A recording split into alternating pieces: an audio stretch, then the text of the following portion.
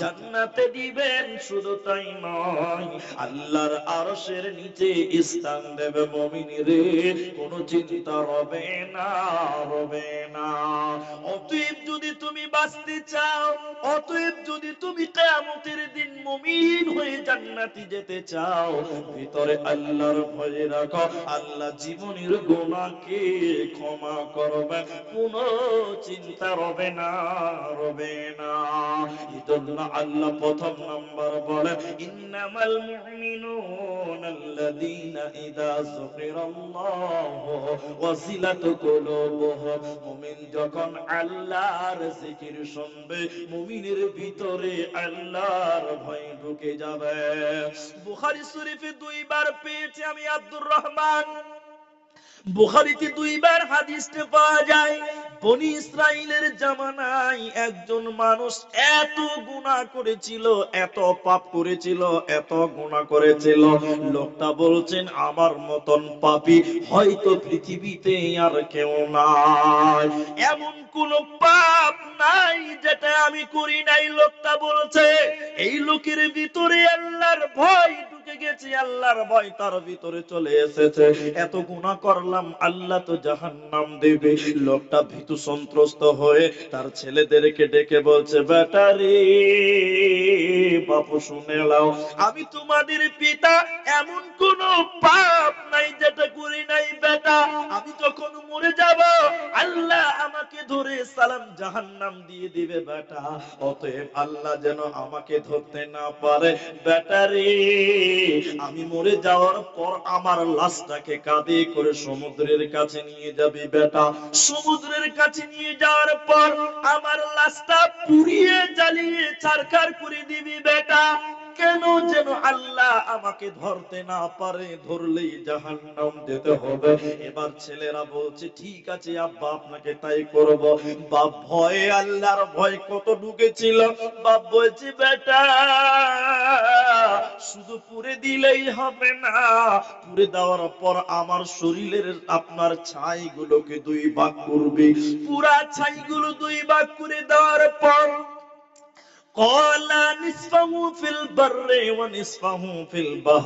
এক অংশ ছাইকে পানিতে ভাসিয়ে দিবি, অপর অংশ ছাইকে হাওয়াতে উড়িয়ে দিবি, আল্লাহ যেন আমাকে ধরতে না পারে।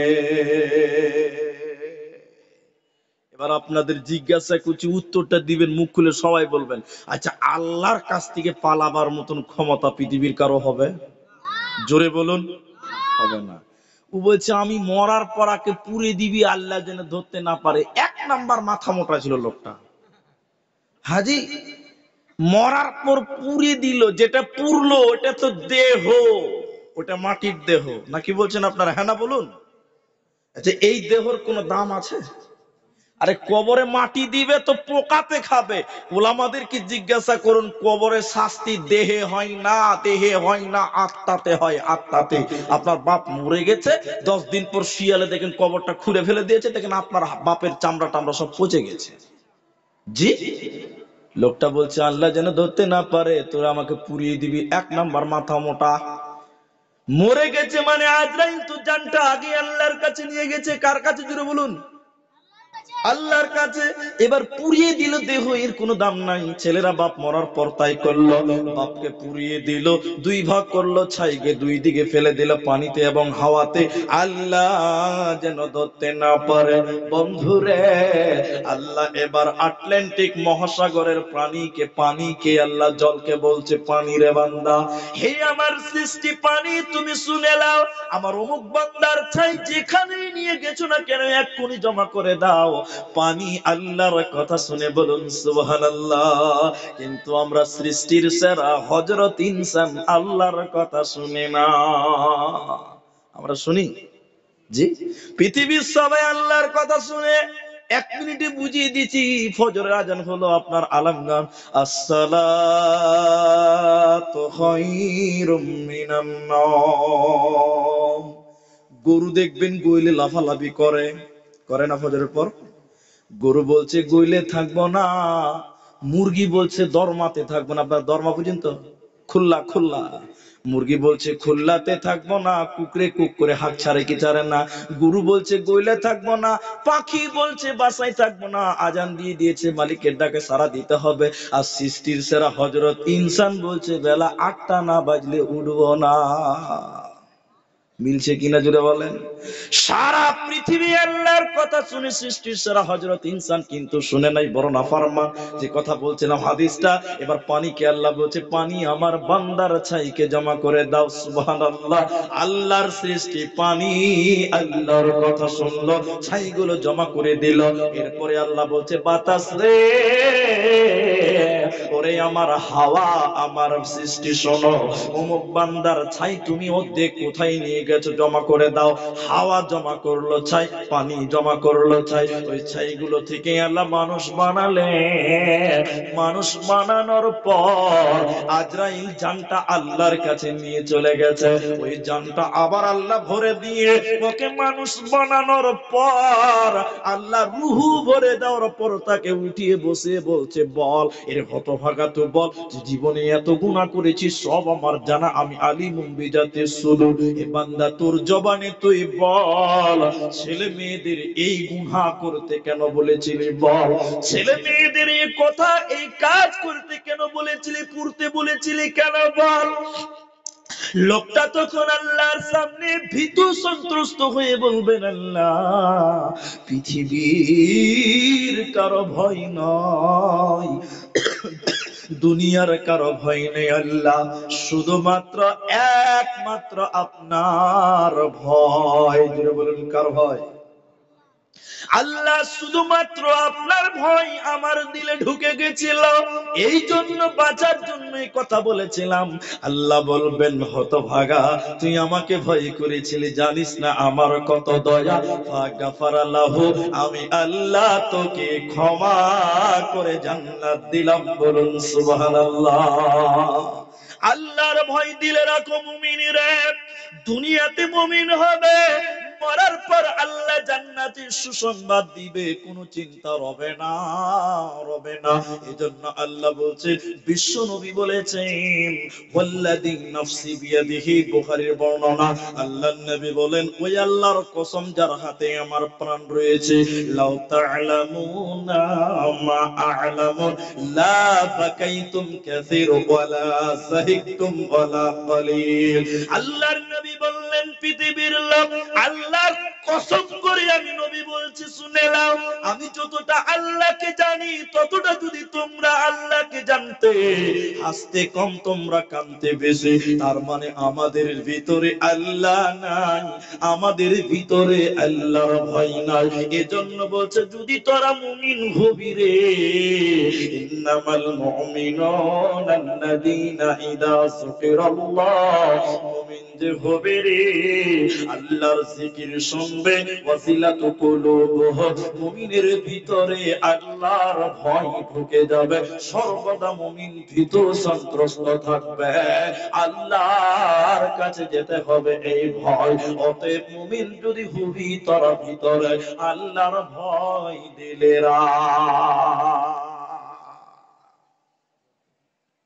মুমিনকে দ্বিতীয় নম্বর আল্লাহ তাবারাকা ওয়া তাআলা বলছেন, হে পৃথিবীর লোক শোনো, ওয়া ইযা তুলিয়াত আলাইহিম আয়াতুহু যাদাতুহুম ঈমানা। আল্লাহ মুমিন বলছে কে শোনো, যে ব্যক্তিটা কোরআনের তেলাওয়াত শুনবে, কোরআনের আয়াত শুনবে, যাদাতুহুম ঈমানা, মুমিনের ভিতরে ঈমান বাড়বে। কোরআন শুনলে ঈমান বাড়বে কার? জোরে বলুন। মুমিনের। আল্লাহ বলছে যে মুমিন হবে, কোরআন শুনবে, তো মুমিনের ঈমান বাড়বে। আর এই কোরআন মানুষকে হেদায়েত দিতে পারে, হুদাল লিন্নাস, এই কোরআন মানব জাতির জন্য হেদায়াত। তাহলে মুমিনের ব্যাপারে আল্লাহ বলছেন যাদাতুহুম ঈমানা, কোরআন শুনবি, কোরআন তেলাওয়াত শুনবি, কোরআন তেলাওয়াত করবি, তো মুমিনের ঈমান বাড়বে। এবার ছোট্ট করে একটা প্রশ্ন করব, সবাই উত্তর দিবেন, সবাই উত্তর দেওয়ার চেষ্টা করেন যারা জানে। ওয়াসিম রেজভী নাম শুনেছেন? ওয়াসিম রেজভী পেছনের লোকেরা শুনেনি নাকি? ওয়াসিম রেজভি মুসলমান না হিন্দু? হিন্দু হয়ে গেছে। জি, ওয়াসিম রিজভী ইসলাম থেকে খারিজ হয়ে গেছে, মোরতাদ হয়ে গেছে। এখন আপনাকে বলছি, আল্লাহ বলছেন কোরআন মানুষকে ঈমান দিতে পারে, ঈমান বাড়ে মুমিনের। এখন আপনাকে বলছি ওয়াসিম রিজভী ইসলাম থেকে বেরিয়ে গেছে, একটু উত্তর দেবেন আপনারা, বুঝতে পারবেন তাইলে। আচ্ছা, ওয়াসিম রিজভী যেদিন ইসলাম থেকে বেরিয়ে যায়, খারিজ হয়, সেদিন কোরআন হাতে নিয়ে বলেছিল এই কোরআন থেকে 26টা আয়াত বাদ দিতে হবে। বলুন নাউজুবিল্লাহ, জোরে বলুন। বলছে কোরআন থেকে 26টা আয়াত বাদ দিতে হবে। এখন আপনাদেরকে প্রশ্ন করছি, আরেকটা উত্তর দেন। তাহলে ওয়াসিম রিজভী ইসলাম থেকে বেরিয়ে গেল, ও কোরআন পড়েছে কি পড়েনি? এরা পেছনের লোকটি কথা বলবেন না, কোরআন পড়েছে কি পড়েনি? হ্যাঁ, পড়েছে। কোরআন পড়েছে। তা আল্লাহ বলছে কোরআন তেলাওয়াত করলে ঈমান বাড়বে, তো ওয়াসিম রিজভীর ঈমান গেল কেন? কথা বুঝতে পারছেন কিনা? হ্যাঁ না বলুন। আল্লাহ কোরআনে, আমি আপনাকে দর্শনের উপরে যুক্তি দিয়ে দিয়ে নিয়ে যাব। আল্লাহর কোরআন বলছে ঈমান বাড়বে, ওয়াসিম রিজভীর ঈমান চলে গেল কেন? প্রশ্ন জাগবে না? এটা উত্তর দিচ্ছি আপনাকে। এই বাবা, এদিকে এবার আপনাকে বুঝাচ্ছি। তাহলে দেখেন ওর ঈমান চলে গেল কেন। ব্যাটারি বুঝেন? ব্যাটারি, ভালুকা স্টেশনের পাশে একটা দোকান আছে, ব্যাটারি চার্জ করে। উদাহরণ দিচ্ছি আপনাকে, ব্যাটারি চার্জ করে, দোকানের বারান্দায় 10টা 15টা ব্যাটারি আছে। ও ব্যাটারি দোকানে তার লাগিয়ে দিয়েছে, সারাদিন কারেন্ট ভরছে, চার্জ ভরছে, সন্ধ্যাবেলা যার ব্যাটারি নিয়ে যাবে 40 টাকা দিয়ে যাবে, এই হলো তার কারবার। এখন দোকানদার ব্যাটারি চার্জ করতে লাগিয়েছে বারান্দাতে 10টা 12টা 15টা। এটা খ্যাপা, খ্যাপা বুঝেন তো? পাগল পাগল। এক খ্যাপা এসে বলছে, দোকানদার ভাই এই প্লাস্টিক গুলোতে কি হচ্ছে ভাই? কত মাথা মোটা, ব্যাটারিকে প্লাস্টিক বলছে। দোকানি বলছে খ্যাপাকে আর কি বুঝাবো যে কোনটা প্লাস্টিক আর কোনটা ব্যাটারি, ওটা কি বুঝাবো? এই খ্যাপাকে সুজা উত্তর দিয়েছে দোকানদার, আরে খ্যাপা এই প্লাস্টিকের ভিতরে কারেন্ট ভরা হয়েছে, রাতের বেলায় আলা জ্বলবে, লাইট জ্বলবে। সুজা বাঙালি সুজাতে বুঝিয়ে দিয়েছে। এই খ্যাপা তখন মনে মনে বলছে যে প্লাস্টিকেও কারেন্ট ভরা যায়। তখন দোকানি বলে দিয়েছে যে কারেন্ট ভরা যায়। এবার খ্যাপা তাড়াতাড়ি বাড়ি চলে গেছে, ওর বাড়িতে যত প্লাস্টিকের বয়ম ছিল আর বালতি ছিল সব ভেঙে চলে এসেছে। দোকানির সামনে ঢেলে দিয়ে বলছে, দোকানি ভাই আমার প্লাস্টিক গুলোতে খানিক করে কারেন্ট ভরে দাও, বাড়িতে আলা জ্বালাবো। যখন আপনারা বলুন এই প্লাস্টিকের বয়মে কারেন্ট ঢুকবে, এটা জুড়ে বলুন না রে বাবা। দোকানি তখন বলছে, রে খ্যাপা তোর প্লাস্টিকে কারেন্ট ঢুকবে না বে? এখনি বললে প্লাস্টিকে কারেন্ট ভরছে আর আমার প্লাস্টিকে ভরবে না, মানে তাড়াতাড়ি লাগো ভাই জম করছো। খ্যাপা যখন রেগে গেছে, দোকানদারের কলজে শুকিয়ে গেছে, শালা খ্যাপা কোন জায়গাতে মারবে। খ্যাপার আবার কোনো বিচারও নাই। খ্যাপার বিচার আছে? আল্লাহ তো আর বিচার করবেন। আল্লাহ বলছে রুফিয়াল কালাম আন সালাসিন, 3 জনের জন্য আল্লাহ কলম তুলে নিয়েছে, তার মধ্যে একটা হলো বিবেকহীন পাগল। দোকানি বলছে তোর হবে না বে? হ্যাঁ হবে না মানে? এখনি বললে প্লাস্টিকে কারেন্ট পড়ছে আর আমার প্লাস্টিকে হবে না, মানে ফাইজলামো করছো, তাড়াতাড়ি শুরু করো। দোকানদার ভয়ে থর থর থর থর করে কাঁপছে, এরকম করে। সুবহানাল্লাহ। কি হয়েছে জি? এরকম ঘটনা। তখন একটা লোক বলছে, রে খ্যাপা শুনেলে কেন তোর প্লাস্টিক কারণ হবে না? এবার দোকানি বুঝাচ্ছে পাগল ছেলেটাকে, খ্যাপাকে, খ্যাপা তোর প্লাস্টিকে কারেন্ট হবে না, চার্জ হবে না, আর আমার ব্যাটারিতে কেন কারেন্ট দিয়েছে, প্লাস্টিকে কেন কারেন্ট ঢুকবে, চার্জ হবে? শুনেলে এই দুটির মধ্যে একটা বিরাট বড় তফাৎ আছে। তফাৎটা কি? আমার ব্যাটারির ভিতরে এসিড আছে, তামা আছে, ইঞ্জিন আছে, পানি আছে, মাল আছে, এর জন্য ওর ভিতরে কারেন্ট যাবে, চার্জ হবে, কারেন্ট ঢুকবে। আর তোর প্লাস্টিকের ভিতরে কিছুই নাই, হাওয়া আছে, কিয়ামত পর্যন্ত চার্জ ঢুকবে না। আল্লাহ কোরআনে বলছেন, মুমিন তোর যদি কোরআন তেলাওয়াত করিস তোর ঈমান বাড়বে। ওয়াসিম রিজভীর চার্জ হলো না কেন? ভিতরে ঈমান নামের যন্ত্র নাই, ঈমান মানে পার্সটা নাই। ওয়াসিম রিজভীর ভিতরে ছিল সন্দেহ। সন্দেহ করে যদি কেউ কোরআন পড়ে হেদায়াত পাবে না, ঈমান পাবে না। আর ঈমানের সঙ্গে যদি কোরআন কোরআন পড়ে তো তার ঈমান বাড়বে। এজন্য ওয়াসিম রিজভির ঈমান হলো না, বেঈমান হয়ে গেল।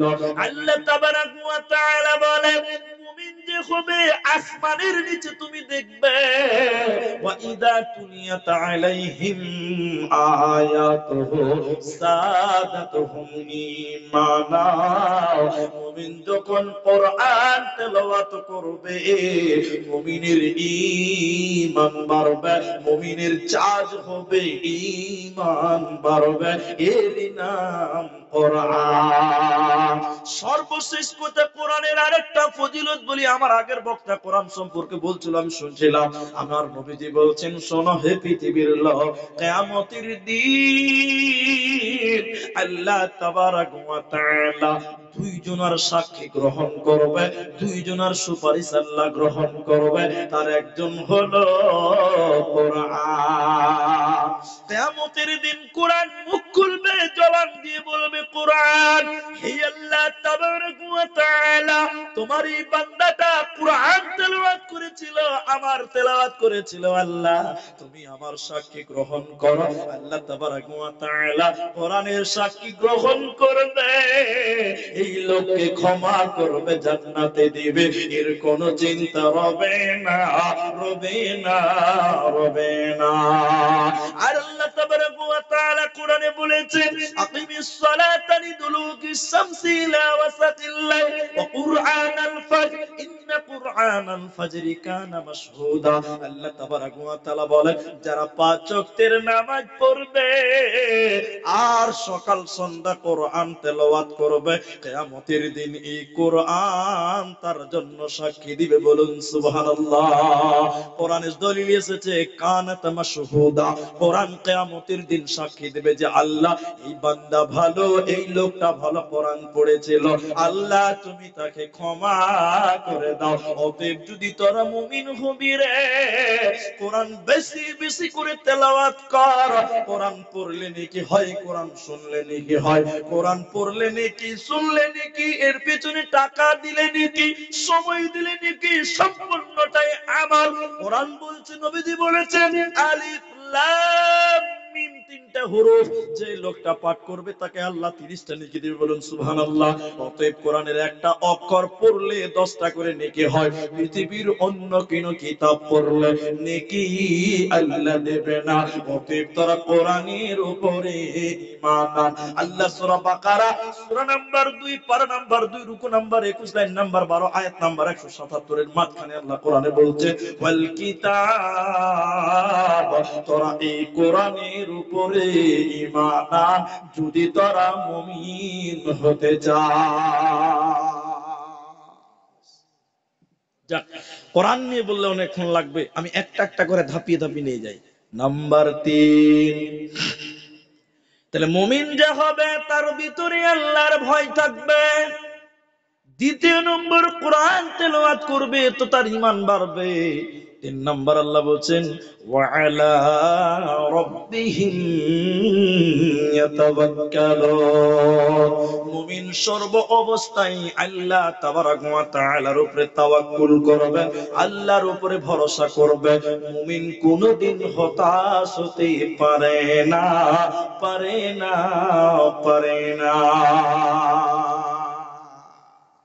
আজি আপনাদেরকে আমি একটা একটা করে বলছি, যে কোনো বিপদে সাবার করতে হবে, আর ধৈর্য ধরতে হবে, আর ভরসা করতে হবে আল্লাহর উপরে। কার উপরে? আল্লাহর উপরে। আচ্ছা, আপনার বাড়িতে আল্লাহ আপনার বাড়িতে কি এমন সমস্যা দিয়েছে? আল্লাহ আপনাকে কি এমন মুসিবত দিয়েছে যে আপনি হতাশ?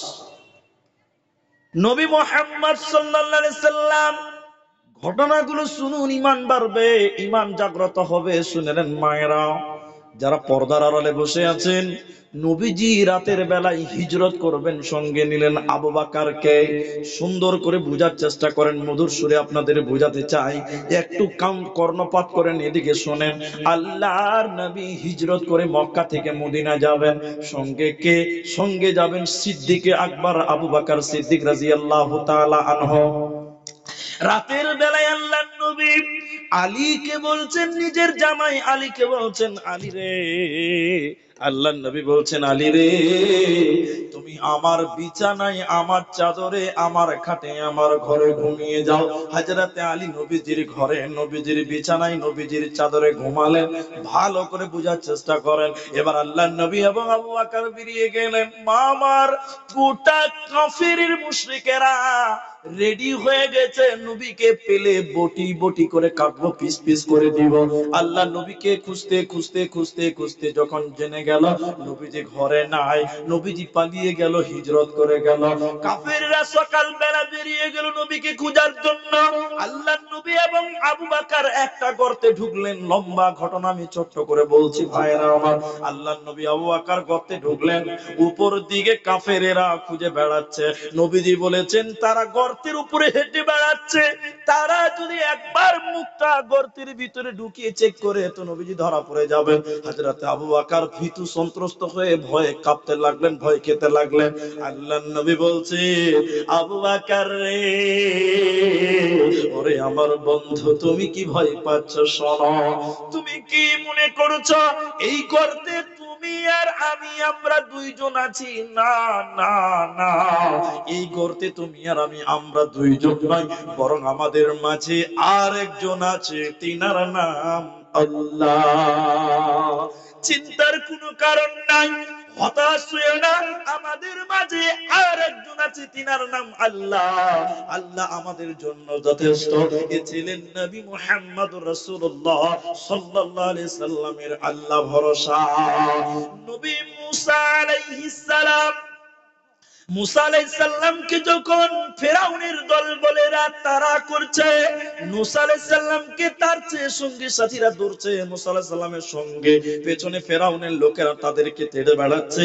যেতে যেতে যেতে যেতে সামনে পড়ে গেল নীল নদ, সমুদ্র, পানি, নদী, সমুদ্র পেয়ে গেল, লোহিত সাগর কিংবা নীল নদী যাই বলেন না কেন। পেছনে ফেরাউনের দলবল চতুর্দিক থেকে ঘিরে ফেলে দিয়েছে, সামনে সমুদ্র। মুসা আলাইহিস সালামের বাঁচার কোনো পথ নাই। তখন মুসার সঙ্গে সাথীরা বলছে, ইয়া মুসা, হে মুসা, আমরা তোমার উপরে ঈমান এনেছি কিন্তু মরতে রাজি নয়, বাঁচবো কি করে? নবী মুসা তুমি বলো, ফেরাউনের লোকেরা আমাদের পাকড়াও করে নিল, ধরে নিল, এখন বাঁচবো কি করে? নবী মুসা বলো।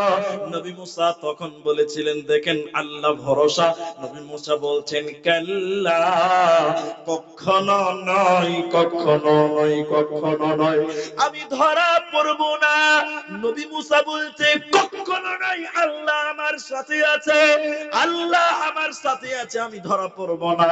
আল্লাহ তখন বললেন, ও নবী মুসা,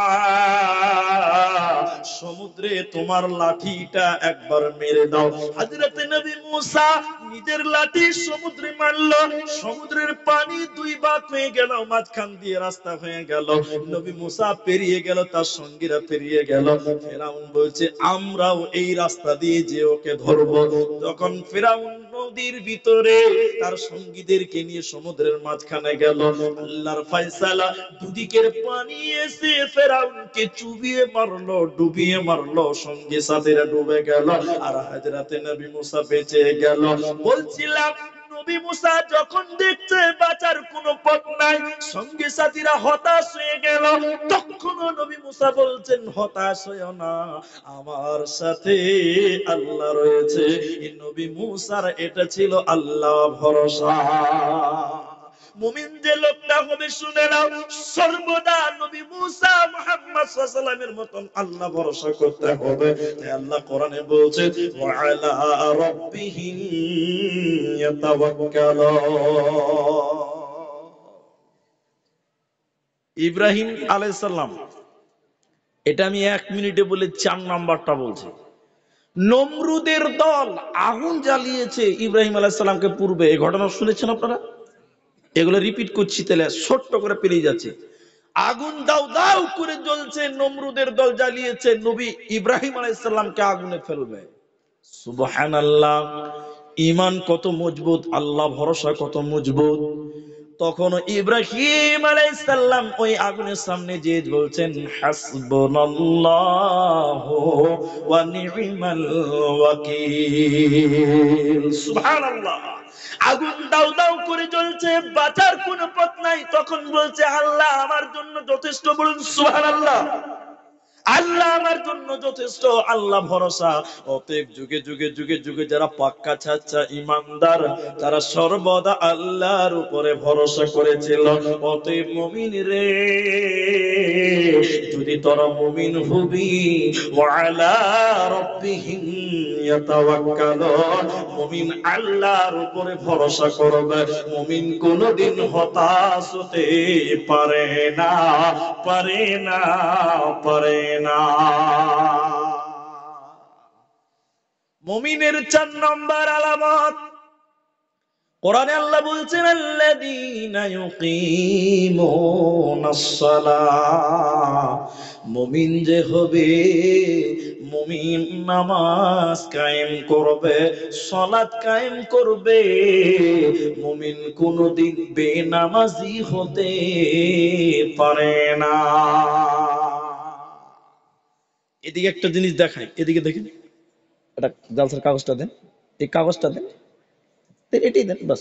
এদিকে দেখেন, সবাই দেখেন, দেখাবো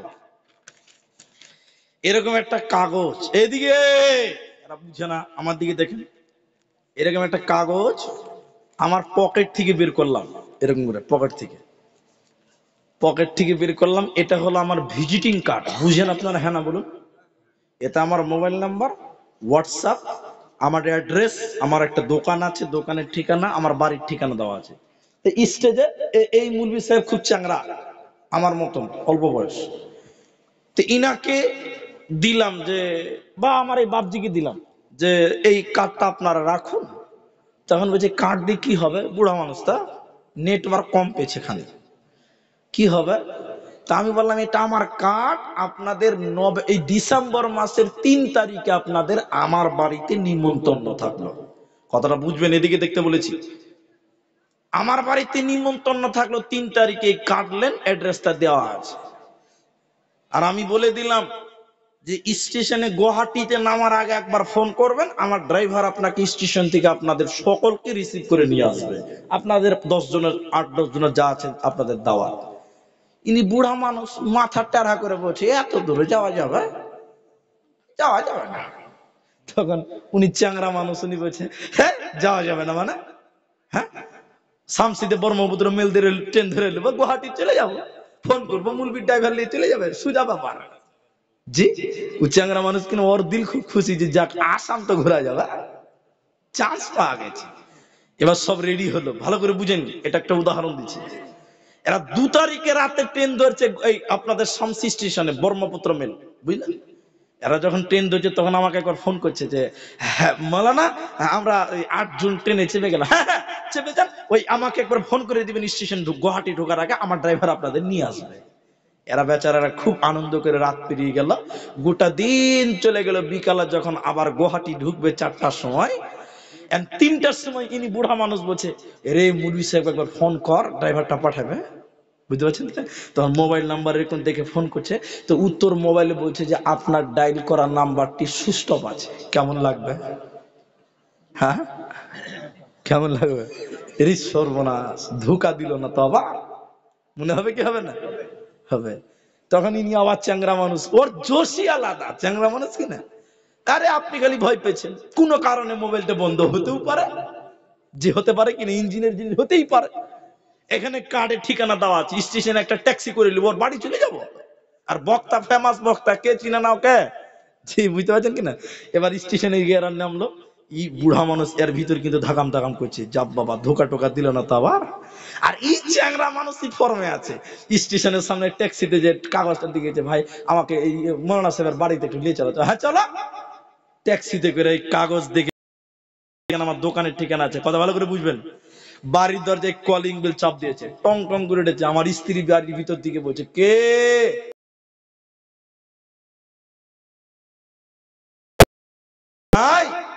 তখন আমার স্ত্রী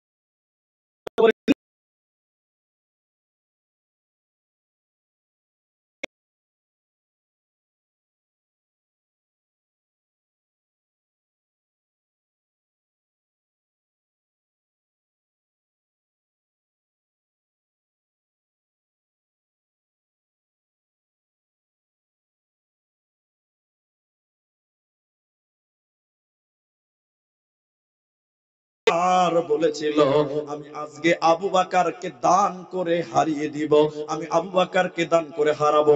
দানের বেলায় পাল্লা পাল্লি করা জায়েজ আছে। হযরত আবু বকরের ব্যাপারে উমার বলছেন আমি আবু বকরকে দান করে হারাবোই হারাবো।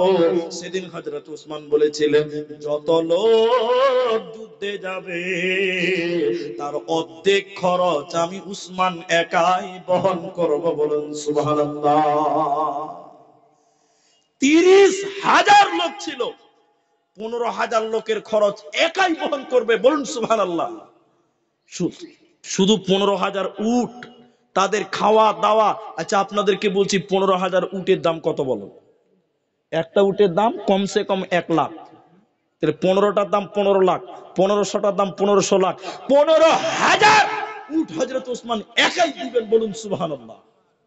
আরো তো তাদের খাওয়া দাওয়া 3 মাস টাইম যত খরচ হবে একলাই দিবে উসমান। বলুন সুবহানাল্লাহ। ওমর বললেন আবু বকরকে দান করে হারাবো। একজন সাহাবী এসে বলছে হুজুর আমার যা সম্পত্তি আছে তার 1 ভাগ আপনি নিয়ে নেন। কেউ বলছেন 4 ভাগের 2 ভাগ নিয়ে নেন, কেউ বলছে 3 ভাগ নিয়ে নেন। এদিকে দেখেন এদিকে দেখেন এদিকে দেখেন, হযরতে আবু বকর একটা ছোট্ট ব্যাগ নিয়েছেন, ক্যারি ঝোলা প্যাকেট। ওই প্যাকেটে কয়েকটা দিনার দিরহাম ছিল। ওই দিনার দিরহাম গুলো নিয়ে এসে নবীজির সামনে ঝরঝর ঝরঝর করে ঢেলে দিলেন। আল্লাহর নবীর কানে খবর গেছে উমর চ্যালেঞ্জ করেছে আবু বকরকে দান করে হারাবো। এই সুযোগে আল্লাহর নবী বললেন আবু বকর অনেকে অনেক মাল দান করলো, তুমি কি দান করলে তুমি একটু বলো। উমর তোমাকে চ্যালেঞ্জ করেছে তুমি কি দান করলে বলো। হযরতে আবু বকর বলছেন ইয়া রাসূলুল্লাহ, দয়ার নবী শুনলেন আমি গরিব মানুষ কি দিলাম শুনলেন। আল্লাহর নবী গো, আল্লাহকে এবং আল্লাহর নবী আপনাকে বাড়িতে রেখে দিয়েছি, আল্লাহকে এবং আল্লাহর নবীকে বাড়িতে রেখে আমার বাড়িতে যা কিছু ছিল আমি সব কিছু দিয়ে দিলাম, আমার বাড়িতে কিছুই নাই। বলুন সুবহানাল্লাহ। সব কিছু দিয়ে দিলাম, আমার বাড়িতে কিচ্ছু নাই, আমি ফকির হয়ে গেলাম।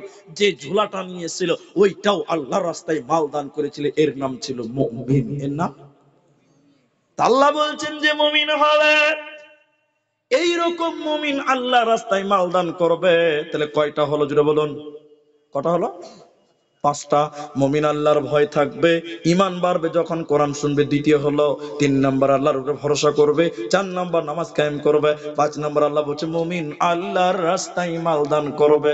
এই 5টা আমল যখন আপনি করবেন আল্লাহ বলছে উলাইকা হুমুল মুমিনুনা হাক্কা, তোরাই হলি প্রকৃত মুমিন। আমার আল্লাহ 3খানা প্রাইজ দিবে বন্ধু আমার। লাহুম দারাজাতুন ইনদা রাব্বিহিম। আমি সময় নিচ্ছি না, ছোট্ট করে বলে পার করব। আল্লাহ 3টা প্রাইজ দিবে। বলে 3টা প্রাইজ কি? লাহুম দারাজাতুন ইনদা রাব্বিহিম, আল্লাহ আপনাকে গোটা দুনিয়াতে সম্মান দিবে। ভালুকা স্টেশনে ট্রেন ধরবো, দাঁড়িয়ে আছি, একটা লোক এসে বলছে হুজুর দাঁড়িয়ে কেন আছেন, মাওলানা বসেন। নিজের বসা জায়গাটা ছেড়ে আমাকে বসতে দিল, এটা কার সম্মান? বলুন আল্লাহর দেওয়া সম্মান কিনা জোরে বলুন। আল্লাহ বলছে তোকে গোটা পৃথিবীতে সম্মান দিব। টিকিট কাটিনি, বক্তা মানুষ, ট্রেনে চেপে গেছি, জেনারেল সিট পাইনি, দাঁড়িয়ে আছি, ব্যাগটা কাঁধে নিয়ে, রাত্রির জাগা মানুষ, এরকম ঢুলছি দাঁড়িয়ে দাঁড়িয়ে। একটা লোক দেখে বলছে আপনি তো মৌলানা আব্দুর রহমান। বলে হ্যাঁ। কোথায় গেছেন মৌলানা? বলে বলতে দাঁড়িয়ে কেন আছেন। নিজের রিজার্ভেশন করা সিটটা ছেড়ে দিয়ে বসতে দিল। বলুন সুবহানাল্লাহ। আল্লাহ বলছে তোরা যখন এই 5টা আমল করবি গোটা পৃথিবী তোদের সেলুট করবে। দ্বিতীয় নম্বর প্রাইজ কি? ও মাগফিরাতু, হে মুমিন রে, তোর জীবনের ছোট ছোট ছোট ছোট গুনাহকে আমি আল্লাহ ক্ষমা করব। তার প্রমাণ কি? আপনি জোহর নামাজ পড়লেন, বাড়ি চলে এসেছেন, হাতের দ্বারা গুনাহ হয়ে গেছে। নবীজি বলছেন আসরের সময় যখন উযু করবে হাতে পানি দেওয়ার সঙ্গে সঙ্গে হাতের পাপ আল্লাহ মাফ করবে। বলুন সুবহানাল্লাহ। মুখের দ্বারা গুনাহ করেছেন, উযু করার সময় আসরে মুখে পানি দিবেন, মুখের গুনাহ আল্লাহ ঝরিয়ে দিবেন, মিটিয়ে দিবেন। আপনি পায়ে গুনাহ করেছেন, পায়ে পানি দেওয়ার সঙ্গে সঙ্গে পায়ের গুনাহ মাফ করবে। তো আল্লাহ বলছেন মুমিন রে, তোদের 3খানা প্রাইজ দিব শুনেলে। দ্বিতীয় নম্বর ও মাগফিরাতু, তোদের জীবনের ছোট ছোট গুনাহ আমি আল্লাহ ক্ষমা করব। 3 নম্বর প্রাইজ শুনে নাও, ওয়া রিজকুন কারীম, সম্মানের রুজি তোদের দিব।